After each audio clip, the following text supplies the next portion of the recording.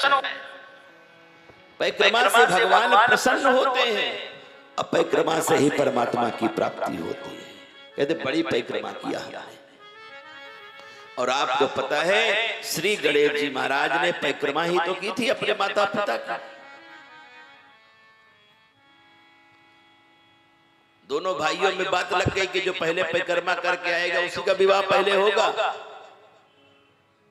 तो महाराज कार्तिकेय जी के पास तो मोर है, तुरंत हेलीकॉप्टर उड़ा, आइए जा ही नहीं रहे।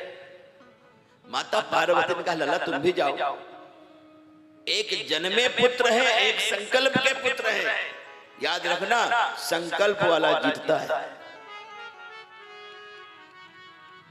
स्वयं का पुत्र नहीं जीत पाया प्रतियोगिता को। पहले पृथ्वी की परिक्रमा करने की प्रतियोगिता थी, जो फर्स्ट आएगा, जो पहले आएगा उसका विवाह होगा। लेकिन भगवान शंकर से उत्पन्न पुत्र उस परिक्रमा करने में सफल नहीं हुआ पहले। और संकल्प में बुद्धि होती है। गणेश जी संकल्पित पुत्र हैं, पार्वती मैया के संकल्प से उत्पन्न हुए हैं। आप वो कैसे उपटन के द्वारा जो इकट्ठा हुआ था उसी में संकल्प कर दिया था कि तुम प्राण दे दिया, उसी में गणेश बन गए।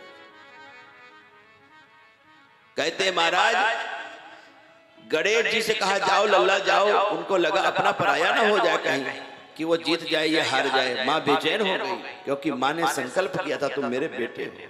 माँ जिसको बेटा कह दे वो निभाती है, हम किसी को भी माँ कह देते हैं लेकिन निभाते नहीं, इसलिए हमको पुत्र है। अगर माँ शब्द कहीं किसी के लिए संबोधन में हो जाए तो समझ लेना चाहिए कि हमें समर्पण कर देना चाहिए।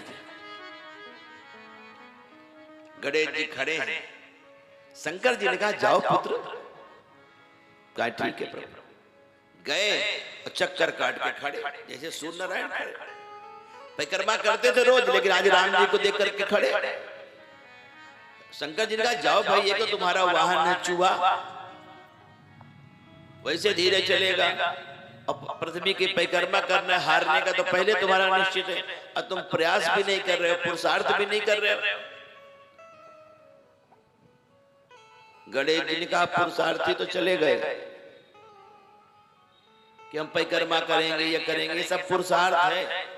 अब सच्चा पुरुषार्थ क्या? पुरुष अपने जीवन के अर्थ को समझ करके जो करता है वही पुरुषार्थ। उनको लगा हमें अपनी माता पिता का दर्शन होता रहे, उनका पूजन करने का अवसर हो।